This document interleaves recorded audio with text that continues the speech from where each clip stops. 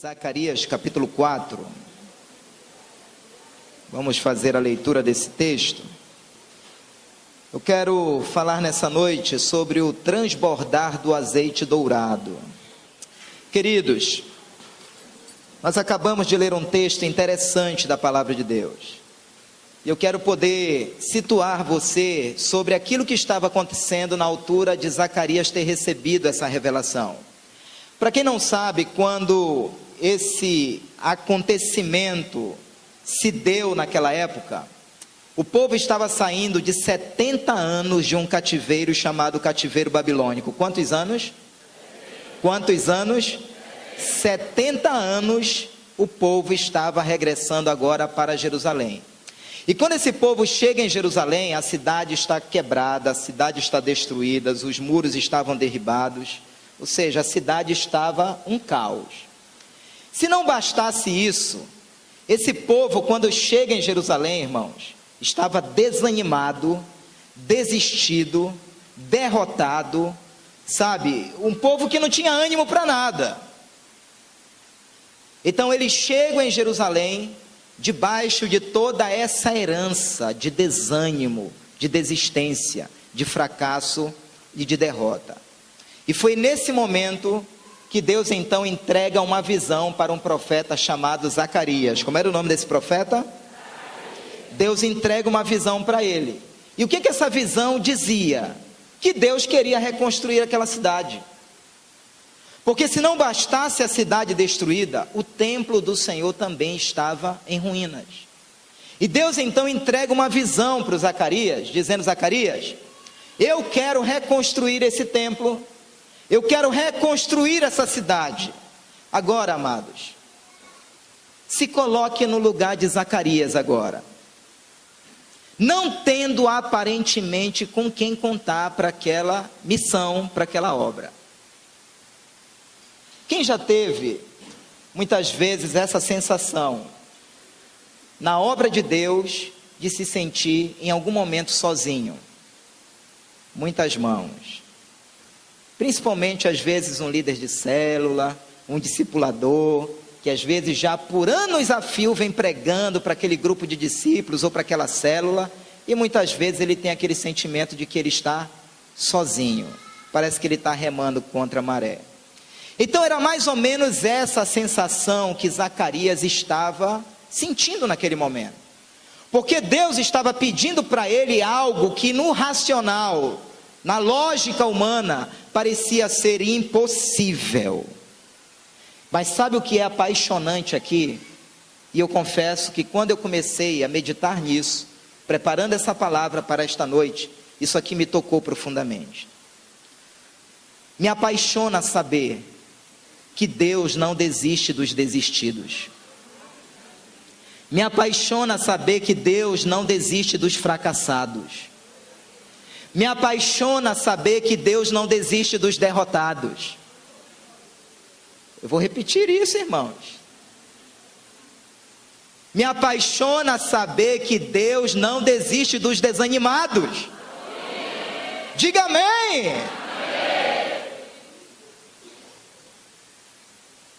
Porque, em outras palavras, Deus estava dizendo assim para Zacarias: Zacarias, eu quero reconstruir essa cidade, eu quero reconstruir o templo. E eu vou contar com essa turma aí.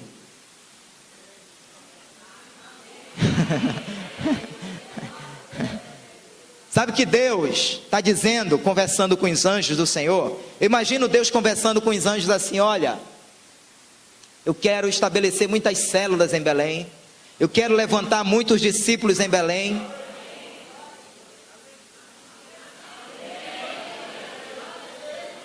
Mano, está ligado aí? Eu estou falando a coisa de outro mundo assim.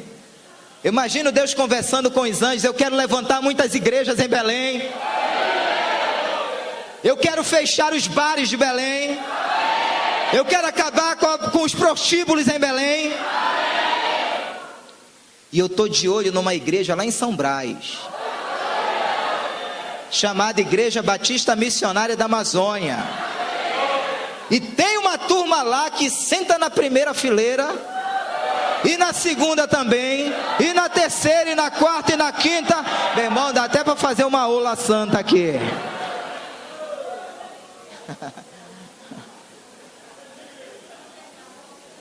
Porque é isso que me apaixona nesse Deus.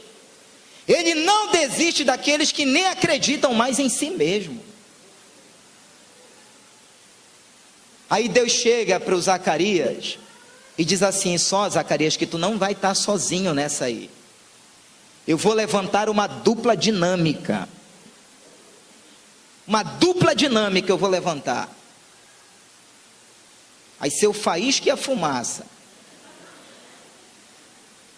E essa dupla dinâmica vai ser boca de Deus sobre o povo. E Zacarias então, como que perguntando a Deus: Senhor, quem serão essas duas pessoas? Zorobabel e Josué.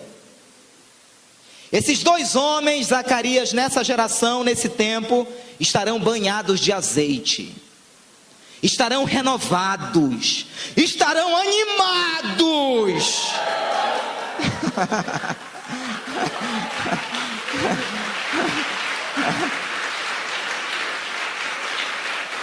Faz assim, irmão, ó. Irmão, te anima, meu irmão. Então, Zacarias, tu não vai estar sozinho nessa missão. Vai ter dois ungidos que eu vou levantar, Zorobabel e Josué, banhados de azeite, banhados de renovo, animados, e eles serão como minha boca sobre esse povo que está saindo do cativeiro, desistido, desanimado, cheio de covardia. Esses dois ungidos estarão profetizando sobre eles. Escute bem, amados, nesse texto aparentemente tão complexo, banhado de tantas verdades espirituais, eu quero extrair daqui algumas verdades que nos ajudam a edificar a igreja de Jesus. Nós vamos extrair daqui algumas verdades que nos ajudam a edificar a igreja de Jesus. Quantos aqui estão ajudando a edificar a igreja de Jesus na terra? Sabe, querido, quando você ora por essa cidade, quando você ora por alguém, quando você aconselha alguém, quando você discipula alguém, quando você começa a integrar alguém através da consolidação de uma célula, você está ajudando a edificar a igreja de Jesus na terra. Pode dizer amém? Amém. Pastor, o que eu preciso para edificar a igreja de Jesus na terra? Em primeiro lugar, diga comigo: precisamos de despertamento espiritual.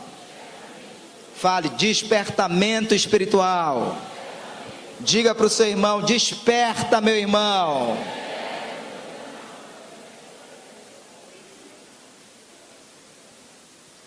O versículo 1 diz assim: e o anjo que falava comigo voltou e despertou-me, como a um homem que é despertado do seu sono. Irmãos, todos nós em algum momento da vida cristã precisa de um despertamento. Sim ou não? Eu já perdi as contas de quantos eu precisei nos meus 23 anos de vida cristã. E se nós não nos dermos conta de que precisamos de despertamento, a gente vai dormindo sutilmente que nem percebe. Quem já dormiu dirigindo aqui? Já, Bena? Já aconteceu também comigo. É terrível, irmãos. Você não percebe. Quem já dormiu no culto aqui? Gelma, eu te vi naquele dia. Irmão, uma igreja fria, o crente dorme que nem percebe. Mas eu quero ver você dormir ao lado de um crente cheio do poder do Espírito Santo. Até porque ele dá glória assim, ó. Não dorme, meu irmão. Então, em todos os momentos da vida cristã, nós precisamos de despertamento. Precisamos. E aí o anjo vem e desperta o Zacarias. Sabe, amados, nós precisamos de uma visão que revolucione a nossa vida. Nós precisamos de uma visão que nos arranque do comodismo. Nós precisamos de uma visão que nos projete a cada dia da nossa vida cristã para mais perto do Senhor, para uma comunhão ainda maior com Ele. Você sabe por que tem muito crente acomodado dentro das igrejas? Sabe por que tem muito crente, queridos, que se acovardou, que está numa desistência total? Porque parou de sonhar, parou de buscar a Deus, parou de ler a palavra.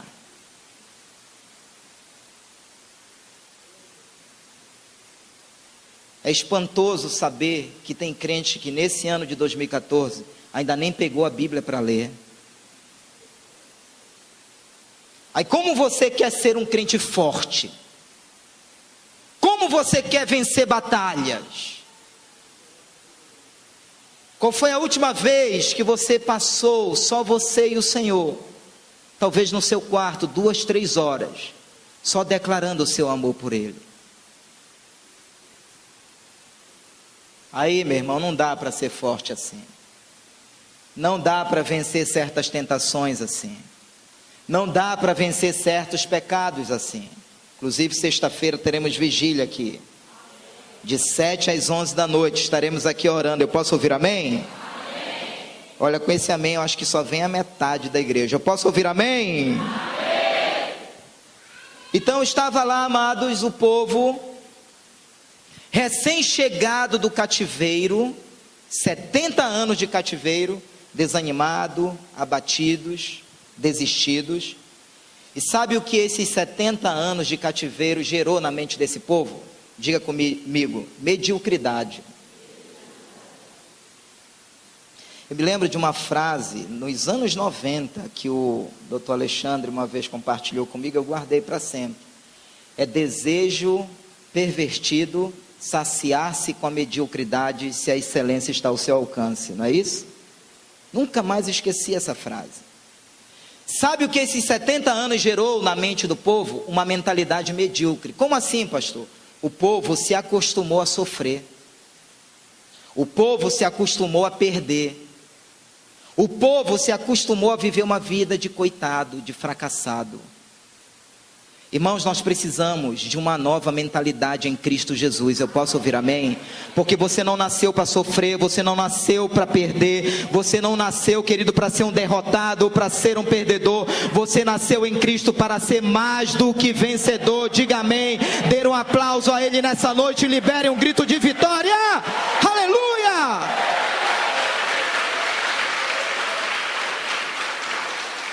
Então era dessa forma que o povo estava, queridos, com essa mentalidade doentia, mesquinha.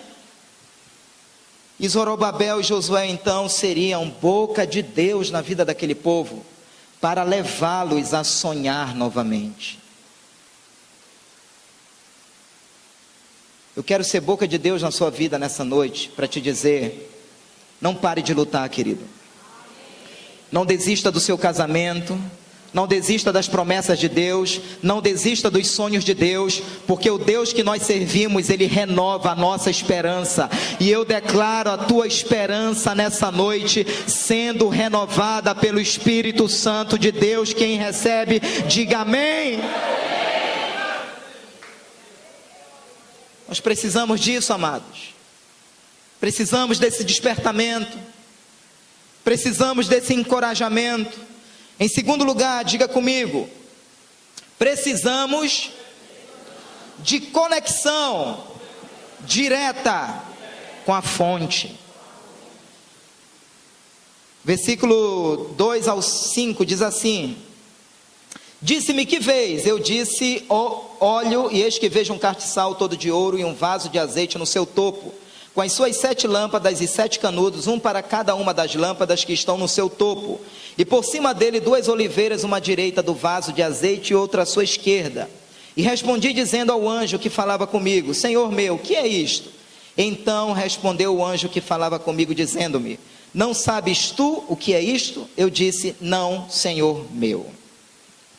Zacarias estava tendo uma visão naquele momento da parte do Senhor, e ele via 2 oliveiras, perto dessas 2 oliveiras um vaso de azeite. Desse vaso de azeite saía 7 tubinhos para cada uma das pontas do candelabro. Quantos homens de Deus nós temos aqui hoje à noite? Ok, eu preciso de 10 homens de Deus aqui, só para a gente ilustrar essa visão aqui. 10 homens de Deus. Isso, olha só, está cheio de homem de Deus. 3 aqui em cima e os 7 aí embaixo. Ok? Fica bem aqui, Lucas. Só 3 aqui, irmão Raimundo. Vai lá para baixo, irmão Raimundo. Tem 7 aqui? Só 7 aqui embaixo. Organiza aí, Lacerda. Bombeiro, Lacerda. 7. Não, tem muito. O castiçal só tem 7 pontas. Tu é bombeiro, aí cuida do fogo aí. Pronto. Não, Raimundo, tem só 3, é só 3 aqui em cima. Então desce. Pronto. 2, 4, 6, 7. Tá. Então o pastor Bruno e o Lucas são as 2 oliveiras. Faz aí uma oliveira. Isso. O irmão Raimundo é o vaso de azeite. Faça assim, pega aqui. Aqui assim, irmão. Vaso de azeite. E vocês vão fazer assim, ó, com a mão, ó, a pontinha do candelabro. Irmãos, a visão que Zacarias estava tendo era exatamente essa. 2 oliveiras. Dessas oliveiras saía azeite para esse vaso. E desse vaso saía um tubinho para cada ponta do candelabro, e o fogo do Senhor se mantinha continuamente aceso nesse candelabro. Pode dar um aplauso ao Senhor? Obrigado.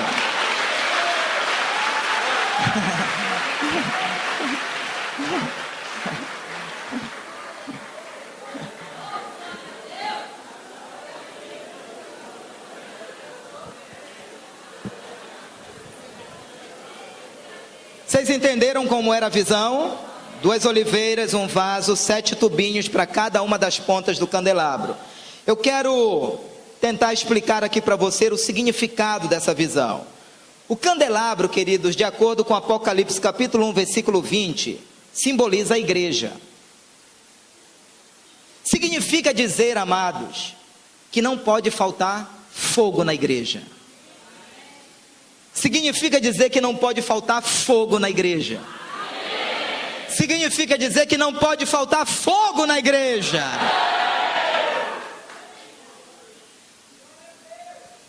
Mas só haverá fogo se tiver azeite. A igreja, amados, ela foi estabelecida para brilhar. A igreja foi estabelecida na terra para resplandecer a glória do Senhor, a luz de Jesus. Aonde a igreja chega, aonde você coloca a planta dos seus pés, você é um luzeiro do Senhor naquele lugar. Você é um farol de Cristo naquele lugar. O Senhor nos levantou nessa geração para brilhar, para resplandecer. Mas sabe por que tem muito crente que não brilha? Porque está sem azeite, está sem unção, está sem comunhão, está sem relacionamento, sem intimidade com o Senhor. E aí esse fogo vai sendo ofuscado.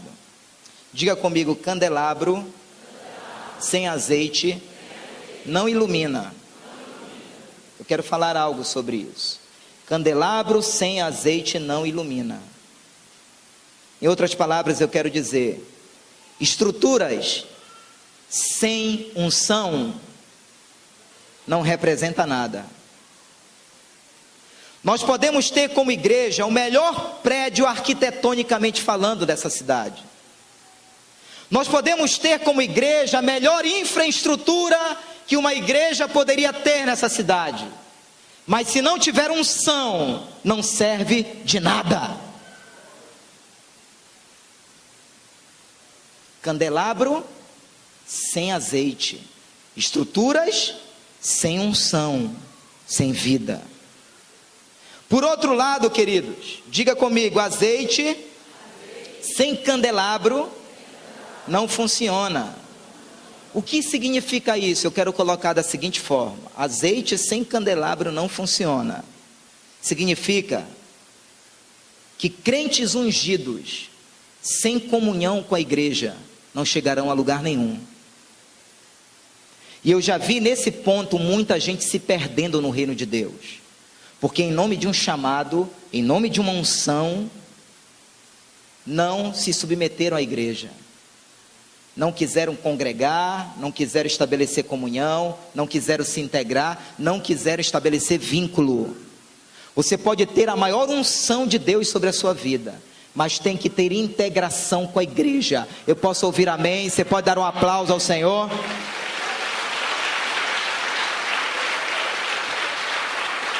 Queridos, estou aqui desde o início dos anos 90 e já vi alguns passando por aqui querendo o púlpito e não a comunhão com a igreja. Aí não chega, queridos, a lugar nenhum dessa forma, porque tem que ter integração com a igreja, tem que ter comunhão com a igreja. Candelabro e azeite se completam, estrutura com unção se completa, igreja com crente ungido se completa. Você pode dizer amém? Aí, meu irmão, se você é um crente insubmisso, você vai viver como um castiçal apagado. Aí você não vai brilhar como Deus gostaria que você brilhasse nessa geração. Pastor, o que significa as duas oliveiras? De acordo com o versículo 14, nós temos aí 2 homens, 2 mensageiros, 2 ungidos. Nós temos Zorobabel, que era da linhagem de Davi, que prefigura a questão do reino, do reinado, do rei. E nós temos aí Josué, que não é aquele Josué de Calebe, é um outro Josué aqui, que era o sumo sacerdote naquela época, que é a figura da esfera sacerdotal e religiosa. Pastor, o que significa isso? Significa que na igreja, reis e sacerdotes edificam a igreja. Nós somos de uma geração de reis e sacerdotes. Diga amém. Amém. Diga para o seu irmão, você é rei e sacerdote, querido. São essas 2 linhagens que Deus usa para edificar a igreja. É por isso, amados, que nós precisamos dessa mente de Cristo, dessa mentalidade renovada em Cristo. Porque a gente vai caminhando nessa terra como se fosse um pobre coitado. Você é rei e sacerdote nessa geração. Você é príncipe e princesa de Deus nessa geração. Você tem que andar, queridos, nas ruas de Belém com a cabeça erguida, e os demônios têm que abrir caminho, porque você é o embaixador do reino de Deus nessa terra. Aleluia!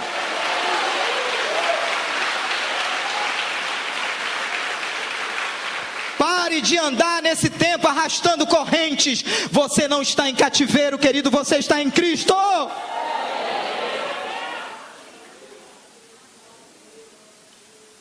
Pastor, e os tubos de azeite que saíam do vasinho para cada ponta do candelabro? Eu tenho 2 coisas para falar em cima disso. A primeira é que eu aprendo aqui com isso, que a unção, ela não é ensinada. A unção do Espírito, ela é transferida, ela é recebida. Eu nunca vi curso de unção na igreja. Eu nunca vi, queridos, isso não existe. Um treinamento para unção. Não tem isso. Porque a unção, Deus dá para quem Ele quiser e da forma que Ele quiser. A unção é algo que nos habilita a desempenhar algo no reino de Deus. Então não queira, queridos, viver a vida cristã como o irmão A, B e C. Tem uma unção sobre você, querido, que Deus derramou sobre você. Não adianta querer imitar ninguém, não adianta querer ser parecido com ninguém, não adianta querer ficar criticando também ninguém. Cada um vai operar no reino de Deus de acordo com a unção que Deus lhe deu. Diga amém, diga aleluia, dê um aplauso a Ele e libere um grito de júbilo. Aleluia!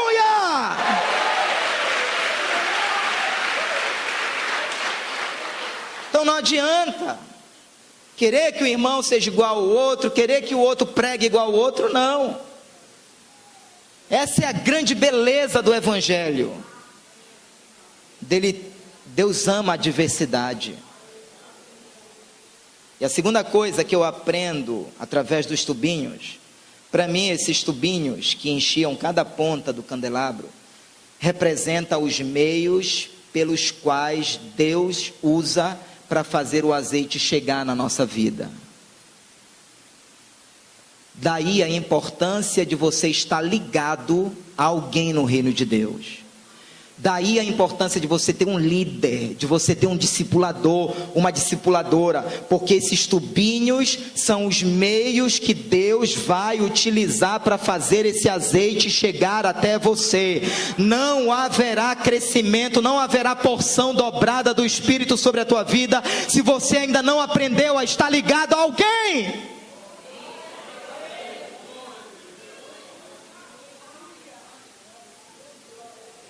Não tem crente solto no reino de Deus.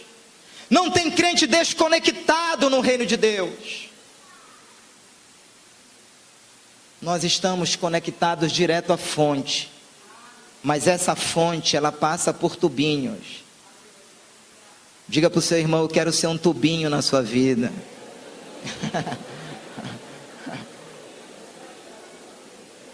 Um tubão.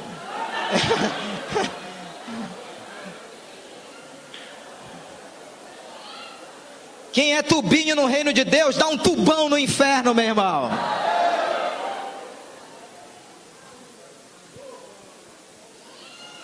Pastor, e o azeite dourado que está aí no versículo 12, que estava lá dentro do pote? Irmãos, esse azeite dourado, ele nos fala de azeite novo. Tem uma tradição que diz que quanto mais o azeite vai ficando velho, envelhecido, ele vai perdendo a tonalidade dourada. E esse azeite velho, ele nos fala de experiências que nós já tivemos com Deus no passado, que não se renovaram. Nós precisamos de azeite novo. Vou repetir isso, nós precisamos de azeite novo. Aí tem crente que diz assim: ah, pastor, olha, 15 anos atrás eu tive uma experiência com Deus que Ele me renovou tanto. Aí ele vive disso, desse azeite velho. Nós precisamos de azeite novo na nossa vida. Alguns irmãos aqui que são bem mais antigos aqui na igreja, posso mencionar o irmão Rubens, Marcelão, irmão Alexandre, não sei outros. Mas eu diria que essa igreja aqui, ela tem um histórico, antes e depois da visão celular.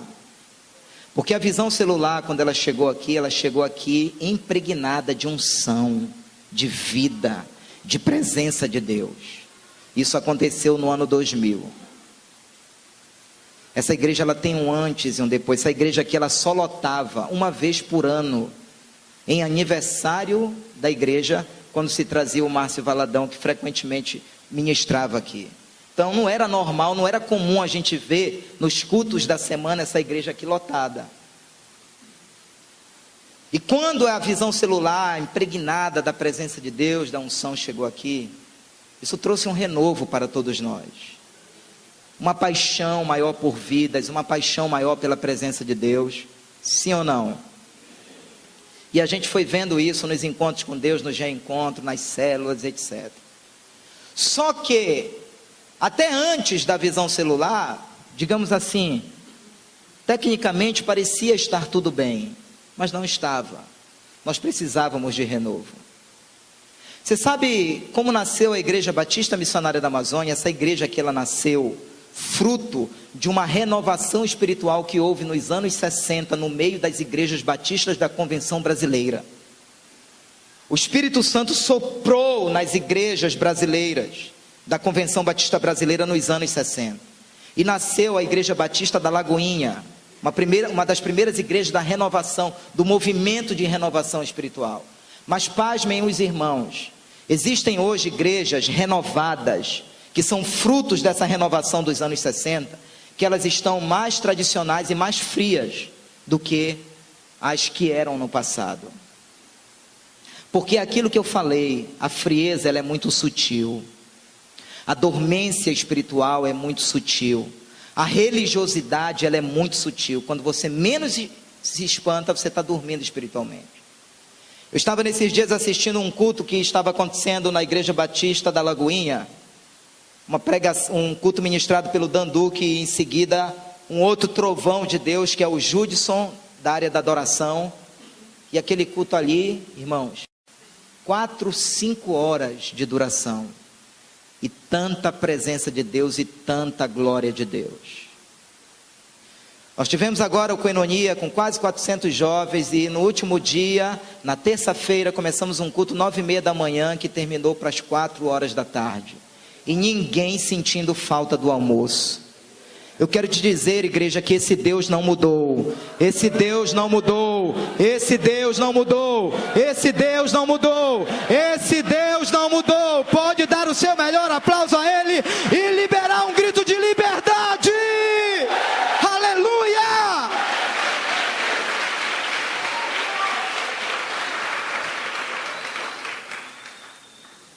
Em terceiro lugar, diga comigo, precisamos da unidade espiritual. O versículo 14 diz assim: então ele disse: estes são os 2 ungidos que estão diante do Senhor de toda a terra. Irmãos, aquelas 2 oliveiras, Zorobabel e Josué, nos fala de uma liderança unida e ungida. Porque às vezes a liderança é até ungida, mas não está unida. E às vezes a liderança é até unida, mas está faltando unção. Então essas 2 oliveiras nos falam de uma liderança unida e ungida. A obra de Deus precisa ser conduzida por uma liderança unida e ungida.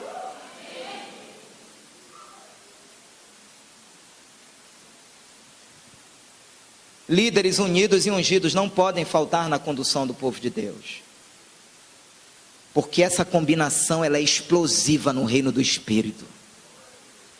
Quando Deus encontra uma liderança unida e ungida, ninguém segura, ninguém segura, ninguém segura. Zorobabel, como governador de Judá, simboliza a autoridade civil. Josué, como sumo sacerdote, simboliza a autoridade religiosa. Então nós temos aqui Zorobabel cuidando das atividades seculares, e nós temos Josué cuidando das atividades religiosas. Então nós temos esses 2 homens unidos na edificação do templo. Isso significa dizer que pastores, que líderes que estão cuidando das atividades religiosas precisam estar unidos com o povo que está cuidando das atividades seculares. Quantos aqui trabalham secularmente? Embora você esteja no âmbito secular e nós estejamos aqui no âmbito religioso, nós precisamos estar unidos. E aonde a gente vai ver essa combinação explosiva acontecendo? Quando você se levanta, mesmo no seu trabalho secular, para ser ali uma boca de Deus, para convidar os seus amigos para ir para uma célula, para convidar os seus colegas da faculdade, da escola, para participarem de um grupo de oração. Então essa combinação ela vai acontecendo dessa forma no reino do Espírito. Zorobabel, uma autoridade civil, fala da vida secular, e Josué, uma autoridade religiosa, que fala da vida religiosa, os 2 juntos, trabalhando para a edificação do templo. Em quarto lugar, diga comigo, precisamos do mover do Espírito. Versículo 6 diz assim: respondeu-me dizendo, esta é a palavra do Senhor a Zorobabel, dizendo, não por força nem por violência, mas pelo meu Espírito, diz o Senhor dos exércitos. Irmãos, a obra de Deus, a vontade de Deus na terra, ela é estabelecida pelo Espírito e não pela força do homem. Eu vou repetir isso. A vontade de Deus na terra, a obra de Deus na terra, é estabelecida pelo Espírito e não pela força do homem. Eu quero ouvir amém. Então o que deve predominar na obra de Deus, no reino de Deus, é a direção do Espírito, e não os nossos métodos, nossas estratégias, aquilo que eu penso, aquilo que eu acho. Eu preciso ouvir amém. Sabe por quê? Porque o Espírito Santo, ele sopra como ele quer. E isso gera dependência. Porque se o Espírito Santo está soprando para ali, eu tenho que me colocar na frente desse sopro. Se ele está soprando para ali, eu me coloco na frente desse sopro. Ninguém controla o sopro do Espírito Santo. Ninguém controla o mover do Espírito Santo. Ninguém fabrica avivamento genuíno. Quem fabrica isso é o Espírito Santo de Deus. Então, se o Espírito sopra como ele quer, isso gera dependência em mim. Eu tenho que entender a direção do sopro do Espírito Santo de Deus. Agora veja, Jesus iniciou o seu ministério lá em Lucas 4 no poder do Espírito Santo, cheio do Espírito. A igreja do Senhor Jesus Cristo começou na terra em Atos capítulo 2, cheia do Espírito, cheia do poder. Por que comigo e com você vai ser diferente? Por quê? Não pode. Não é por força, não é por violência, é pelo Espírito. Eu vou assinar embaixo disso que eu vou falar e eu respondo por isso. A visão de Deus não é um método, é uma pessoa, é uma presença, é uma unção. O nome dessa pessoa se chama Jesus Cristo de Nazaré. O nome dessa presença se chama Espírito Santo de Deus. E o nome dessa unção se chama a própria vida de Deus se manifestando no nosso meio. Escute mais o que eu vou dizer e eu respondo por isso. Células não morrem ou deixam de crescer por falta de métodos. Elas morrem, elas deixam de crescer e elas fecham por falta de vida de Deus, muitas vezes na vida do líder. Porque método por método nós temos muitos, mas nós precisamos da vida de Deus, nós precisamos da presença de Deus. Nós não podemos substituir o Espírito Santo por nenhum método. Sabe por quê? Porque por trás daquele método tem uma pessoa que precisa ser cheia do Espírito Santo em primeiro lugar. Pode dar um aplauso ao Senhor?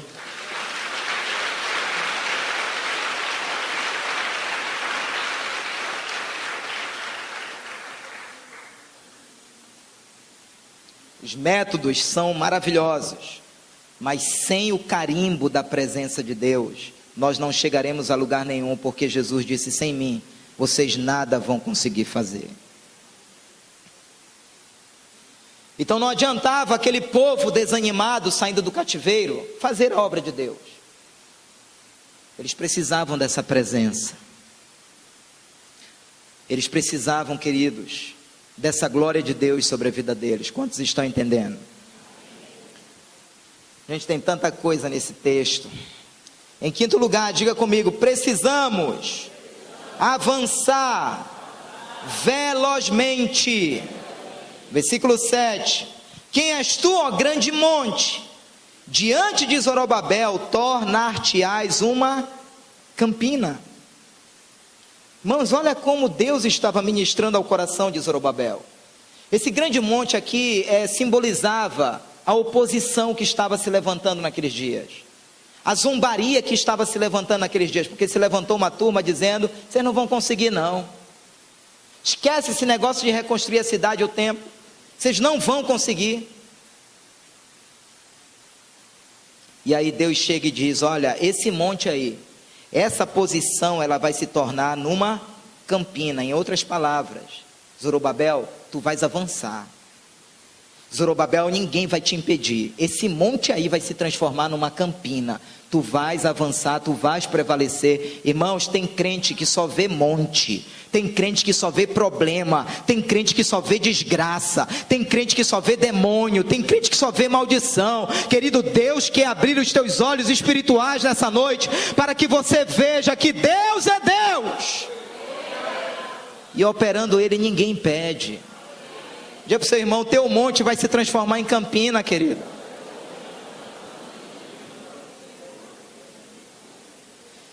E o versículo 7 ainda diz assim: porque ele trará a pedra de remate com aclamações, graça, graça a ela. Você sabe o que significava pedra de remate naquela época? Significava conclusão, finalmente, ufa, terminamos, era o auge. Isto me faz lembrar do texto de Filipenses que diz: aquele que começou a boa obra em nós, é fiel para completá-la. E veja que essa pedra seria lançada com muitas aclamações, onde eles diziam graça, graça.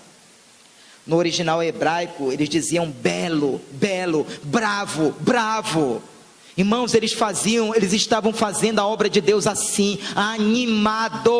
animados, dando gritos de júbilo, glorificando. Tem algum glória a Deus aqui nessa noite? Tem algum aleluia aqui nessa noite? Tem algum amém aqui nessa noite? Tem algum aplauso àquele que vive? Aleluia!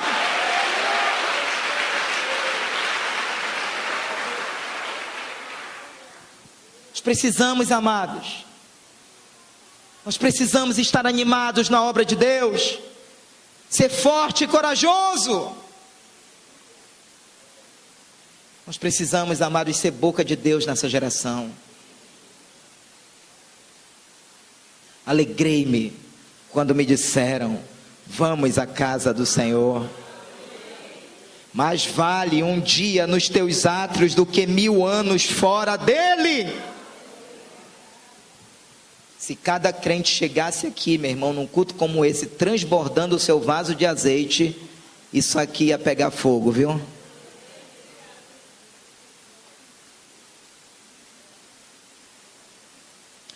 Precisamos ser essa geração que conclui aquilo que termina, que não faz a obra de Deus relaxadamente. E por fim, amados, sétimo lugar, em penúltimo lugar, na verdade, precisamos ser humildes. Versículo 10: porque quem despreza o dia das pequenas coisas? Naquela época, para alguns, aquilo que o povo estava fazendo era algo insignificante, remover entulhos, reconstruir, mas para Deus tinha muito valor. Escute só, amados, na maioria das vezes nós somos tentados a fazer a obra de Deus de uma forma que nos dê visibilidade. De alguma forma nós somos tentados a fazer a obra de Deus de uma forma que nos traga algum retorno. E é por essa razão que eu quero endereçar agora uma palavra a você que é líder de célula, a você que é anfitrião, a você que é intercessor, a você que é zelador dessa igreja, a você que é porteiro. São pessoas que não estão na plataforma, são pessoas que não têm visibilidade, mas eu quero te dizer, querido, que o que você está fazendo é tão significativo para o reino de Deus como aqueles que estão aqui pregando. Para Deus tem esse mesmo peso. Pegar uma vassoura para limpar esse templo tem o mesmo peso do que aqueles que aqui estão pregando. Sabe, porque se você está sentando hoje numa cadeira limpa e num chão limpo, é porque passou homens e mulheres de Deus aqui, limpando e abençoando esse lugar. Você pode dizer amém, dar um aplauso ao Senhor?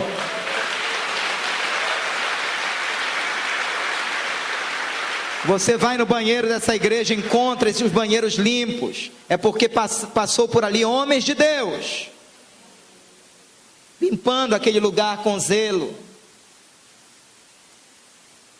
Então nunca despreze o pequeno começo, porque tudo aquilo que começa pequeno em Deus haverá de crescer. Você pode estar fazendo algo muito pequeno aos olhos dos homens hoje no reino de Deus, mas Deus está de olho em você, porque quem é fiel no pouco, Deus vai colocar no muito. E para terminar, precisamos edificar com excelência. Versículo 10: pois estes 7 se alegrarão vendo prumo na mão de Zorobabel. Por que Zorobabel tinha um prumo nas mãos? Porque a obra de Deus, ela não pode ser feita de qualquer jeito. Deus não faz nada torto. As coisas de Deus, elas são corretas. Daí nós precisamos de um caráter transformado, de uma vida transformada, de um comportamento que glorifica o nome do Senhor. Posso ouvir amém? Deus não faz nada remendado, queridos. Isso é conversa para boi dormir, que Deus escreve certo em linhas tortas. Não, o caminho de Deus ele é perfeito. Deus escreve certo em linhas certas. E esse vai ser o desenho que Deus vai construir na sua vida. Diga amém. Fique de pé nessa noite em nome de Jesus.